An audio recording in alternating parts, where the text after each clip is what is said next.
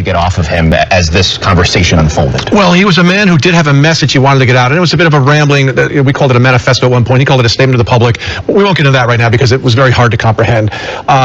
You could tell he wanted to talk about the burial of his parents, but did not want to talk about the killing of his parents. Right. And did he wanted to get some message out there, right? Yes. Tied to this. Yes, and we put it on our website. Yeah. We had, basically, after the police news conference earlier in the day, not just shortly before we saw him, he contacted us. We made contact with him via phone, and he said if we would put his message, his statement, it's about a two-page statement, on our web, he would talk to us. So we did that. He came in. He made it very clear that he would only talk about the burial and not about what befell his parents. But we talked, and it eventually came out how he killed his parents and why. And obviously there was a police presence here around our station at that time, probably because he was I don't know if the police would divulge this, but a person of interest. Yes, it turns out, I believe they've been following him, as you would a person of interest, so they knew he was here. And, right after they knew what had happened, they put him in handcuffs and arrested him. Was there a moment where you thought maybe he's not going to say it?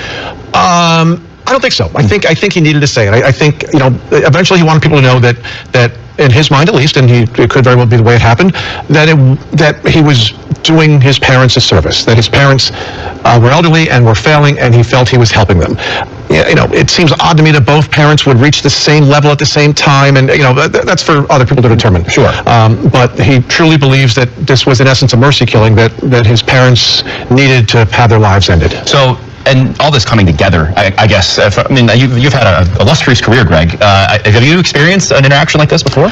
Probably not. It's not like I'm proud of it or anything, because we have to keep in mind that the two lives were lost here, and it's tough. And it was. I just tried to stay calm the whole time and be a voice of reason as he spoke, and that's just the way it worked. And now the public can see the interview, and they can decide for themselves. Was he, was there, in some ways, was this the right thing to do, or was this cold-blooded killing? It's going to be up to them and eventually a jury.